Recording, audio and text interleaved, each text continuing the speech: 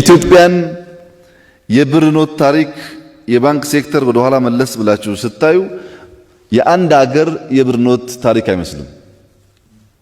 በደርግ ጊዜ ተቀየረ የተባለው የብር ኖት አጠቃላይ ወጪው 18 ሚሊዮን ብር ነው። በ18 ሚሊዮን ብር ነው ደርግ ብር የቀየረው።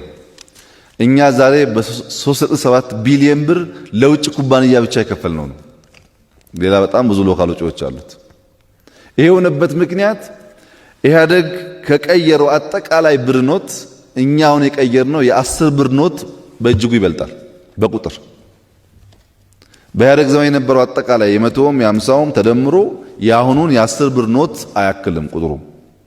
በጣም በከፍተኛ ደረጃ ብር ይታተም ነበር ማለት ነው። የታተመው ብር ደግሞ ባንኮች ውስጥ ሳይሆን በየሰው ኪስ በየሰው ጓዳ ነው ያለው። ይሄ ኢንፍሌሽን ላይ አላግባብ የተረጨ ሀብት አንዱ ኮር ፕሮብለም ለኢንፍሌሽን እሱ። ናሽናል ባንክ ያወጣው ህግ ከ200 ሺህ ብር በላይ ሊወጣ አንድ ሰው ሊያወጣ አይችልም ከባንክ። ያው ይገባችኋል ፐርፐዙ ሌብነት ለመቀነስና ቅድም ያልኳቸውን የኢኮኖሚክ ስብራት ለመከላከል ስለሚያግዝ ነው። ሁለተኛው ከ1.5 ሚሊዮን ብር በላይ የያዘ ሰው ህገወጥ ነው የሚል በአሁኑ ዝውውርም ከ1.5 ሚሊዮን ብር በላይ የያዘ ሰው አውቶማቲካሊ ቮይድ ነው፣ ይወረሳል። ገንዘቡ ይወረሳል። መከላከያ ከወረሰው መከላከያን ለማጠናከር እንጠቀምበታለን። ለኛ ሰጡን መከላከያዎች ውረሱትና እናንተ አቅማችሁን አጠናክሩበት ገንዘቡ። እኛ የምንፈልገው ህገወጥ ገንዘብ ይጠፋ ብቻ። ስለዚህ የተወረሰው ፖሊስም ከወረሰ መከላከያም ከወረሰ የሴኩሪቲ ተቋማት የሚጠናከሩበት ይሆናል።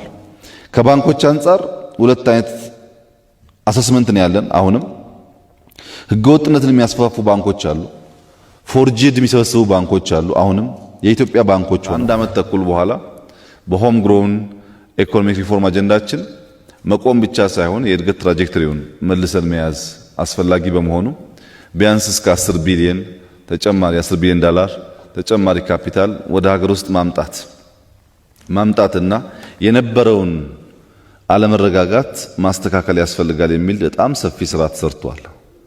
ከሚቀጥለው ዓመት ጀምሮ የሚሰራው የስራ ላይ የሚውለው የ10 ዓመት ፍኖተ ካርታችን የብልጽግና ፋውንዴሽን የምንጥልበት ነው። አሁን ኢኮኖሚያችን ከ2 ዓመት በፊት በነበረው ሁኔታ ላይ አይደለም። በብዙ መልኩ ዕዳን ብቻ ብንወስድ 31% ጂዲፒያችን ዕዳ ነበር። አሁን ወደ 25 ዝቅ ማድረግ ተችሏል። በዚህ ምክንያት ተጨማሪ ብድር ኢትዮጵያ በተለይ ኮንሴሽናል ሎን ለማግኘት ሰፊ እድል ያላት ሀገር ናት። ብዙ ለማበደር የሚፈልጉ ግለሰቦችም ቡድኖችም ሀገራትም ጥያቄ ያቀርባሉ። ከ2 ዓመት በፊት ማበደር አስቸጋሪ ነው፣ ሪስክ አለው፣ ተመልሶ ገንዘቡ አይመጣም ከሚለው አሁን ደግሞ ለማበደር ፍላጎቶች ይታያሉ በሁሉም ስመጥር ባንኮችም ከሌሎች የፋይናንስ ሶርሶችም።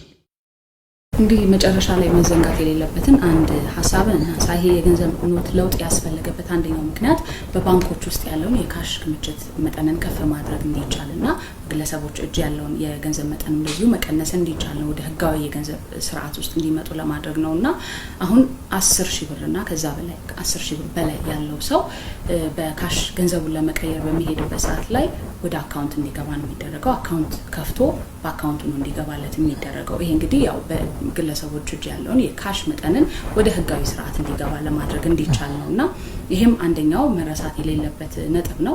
ከዛ በተጨማሪ ደግሞ በርካታ የጥንቃቄ ስራዎችም እንደዚሁ ይኖራሉ። የፎርጅድ ገንዘብ ወደ ህጋዊ ያለውን የገንዘብ ዝውውር እንዳይፈጠር ለማድረግ የጸጥታ አካላቱ ተባብረው እንደሚሰሩና በቅንጅት በክልሎችም ጭምር እንደዚሁ ይሰራል። የአሮጌውን ገንዘብ ወይም ጥቅም ላይ ሲሰጥ የነበረውን ገንዘብ ሰብስቦ ደግሞ ማከማቻ የሚሆን እንደዚሁ አዲስ አበባ ላይ ከወዲሁ የተዘጋጀ ቦታ መኖሩም በዚሁ መድረክ ላይ ተገልጿል።